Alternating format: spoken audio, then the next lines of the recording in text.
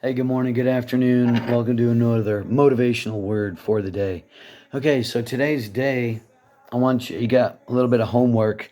I want you to look up, a couple of songs. Ex Ambassadors Unconsolable. I think it's Ex Ambassadors Unconsolable. And then there's Don Francisco song about Adam and Eve. If you YouTube Don Francisco, it's his first song in the mix. And then the Ex Ambassadors, it's basically, I think it's Unconsolable. Um, I think it is Unconsolable. So, but if you listen to these songs, you're going to hear. This is a picture Bible I got from my children. You're going to hear at first Don Francisco, the story, of course, of Adam and Eve, right? You hear about Adam and Eve and how they're in the garden in paradise, right? And then the devil says, hey, you eat this fruit, you're not going to die. You're going to have knowledge of good and evil and live forever. And then we know they go on to get banished, right?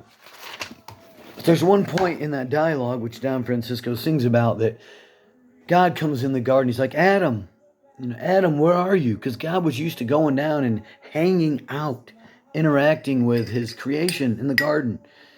Okay. I want you to think about your life right now. Is there a time at the end of the day when you go home to your pet, like your little puppy, hey, Bowser, hey, Striker, Nana, whatever your dog's, cat's significant animal or thing is, you look forward to that time. Hey, we're hanging out. Maybe your wife or husband or kids. I get home like, hey, say hi to my kids and hug them. Well, can you imagine coming home and they're not there? You're calling out. They did something wrong. They're hiding from you. We've had different pets over the years, and it tears your heart when you let them go, right? So this is a scenario. God's like, "Hey, Adam, where are you at? Adam, Adam," and Adam's naked and afraid and ashamed. He's broken relationship with God, and he's hiding off. And God's like, "Adam, Adam, Adam," or maybe you're home and that dog tore up the couch, and he's afraid. And you're like, "Hey, Striker, Striker, Striker, Striker," but he's afraid. Or ran off or is gone. So there's a relationship, a heavy one. Now, the video Unsteady is a heavy video. There are two kids there playing, and their mom's nowhere to be seen. Their dad's nowhere to be seen. They're in a bad home or something, and a social worker comes through the door, and he grabs one of the kids, and he's trying to grab them both, and he's grabbing the youngest kid, and he's taking them out of the house, and he's taking the kid out of the house and going to put him in his Volvo station wagon and drive off and put him in a foster home or government care. And the one brother's, no, I don't want to go. I don't want to leave mom and dad or my broken home. And the other one goes off in the Volvo, and the other one's there. And they grow into their young college years, and the one's drinking. He's missing that tie he had with his brother. So there's a relationship ties we get into. If any of you out there have been in a marriage and gone through a divorce, or had a father walk out on you, or a wife walk out, or a brother or a sister, the connection I want you to drum up in your mind is connection, relationship connections. And when they're broken, and then trying to tie them back together. So think about that. When have you had a close relationship? It's been broken. Maybe someone's going through a divorce right now, and you're used to coming home to your wife and kids every day, and you're calling out for them, but they're not there. Okay. Or you had a puppy or a pet and it's gone. So relationships. Okay, so let's tie it into the brass tacks. Jesus was here on earth, and Nicodemus, a ruler of the Pharisees, came to him by night. Couldn't come during the day. That's a whole nother message, but there's people who disassociate with other people. Because if I publicly am seen with you, maybe I'm not cool, maybe I'm not popular, or you're such a lightning rod right now of animosity and chaos, I can't hang out with you or be seen with you. So he went at night, and he sat down at night with Jesus. Maybe finally pulled his robe off and said, hey, Jesus, we know you come from God. We know you do. Because no one could do the things you do except God was with him. Jesus said, I tell you, Nicodemus, no one can see the kingdom of heaven unless he's born again. Nicodemus like, all right, how do I get born again? Do I go back into my mom's womb and get born? I don't get it. And he's like, Jesus. And Jesus is like, all right, what's born of water or flesh is flesh. What's born of the Spirit is spirit. No one's gone up to heaven or come down except the Son of Man who's come down. And light came into the world. You ready? Key verse. Light came into the world, but men loved darkness rather than light because their deeds were evil. So basically, to sum it all up, the connection's been broken somewhere, and Jesus is here to repair it, or God wants to repair a relationship with you. But he said, because our deeds are evil, we hid. So maybe, back to that premise, if you have a son or a daughter or someone who's done something wrong, they might not want to come and show. Or let's just put it to brass tacks, man. Some people like living in that evil. They like committing adultery. They like stealing. They like lying. They like over excessive alcohol and drug use and running wild, man.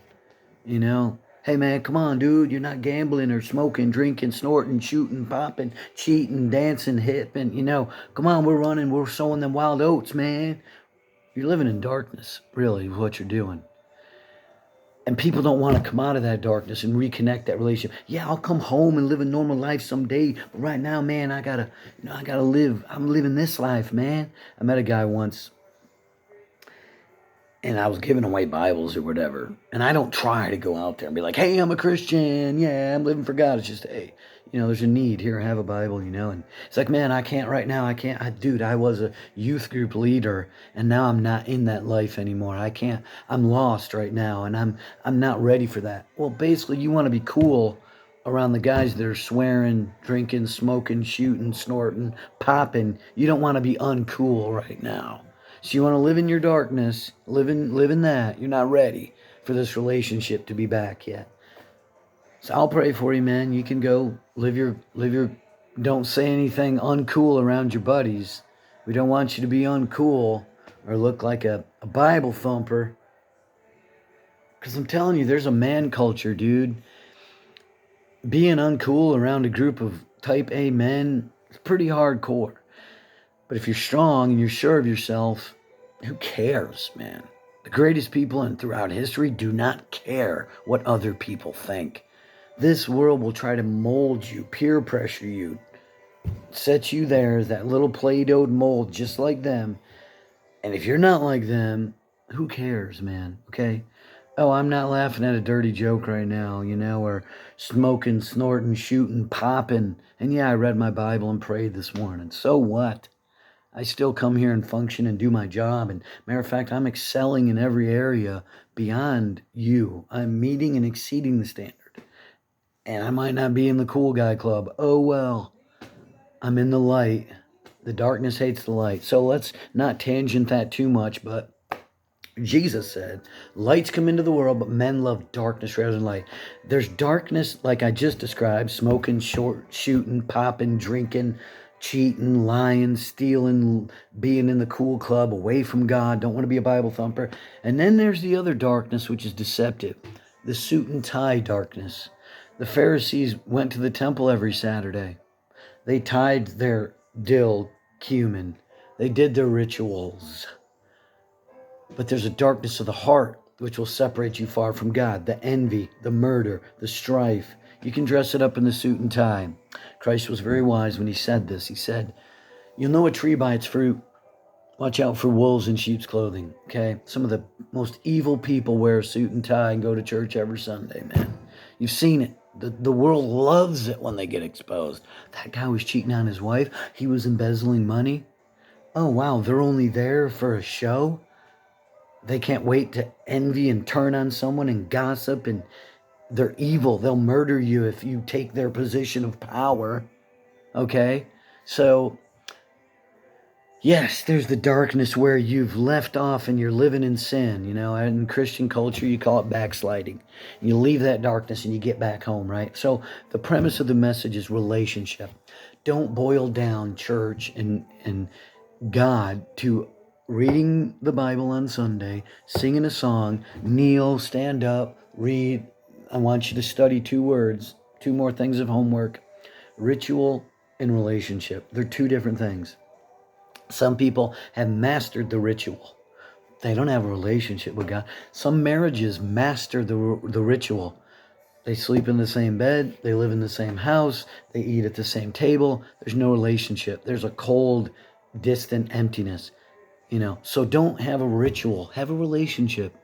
Have a relationship with your family, your pets, your friends, and your God. So don't boil this down to ritualism. Have a relationship. So listen to that song by Don Francisco. I think it's Adam, maybe. And then Unsteady. I think it's Unsteady. There's unconsolable and there's unsteady, but it's one where the two children get separated and the son's ripped out, man. The two little brothers are close and he's ripped apart from his family and he just wants to get back. Me, I went through a terrible divorce and terrible relationship losses all through my life. I come from a broken home. I went through losing my first love in high school, which is just, but the premise of why I say that is you got to know that tearing feeling. There's a book of the Bible called Song of Solomon that says, don't awaken love until it's ready. These young kids in high school falling in love, they stir up the emotions and then they break up. Dude, there's a tearing in your heart. But anyways, don't publicly show you're sad when you break up. People see it as weakness. Anyways, I'm going to go ahead and wrap this up. Remember, relationship, not ritual. God is still going throughout history saying, Adam, what's your name? Put in your name. Where are you? Where are you?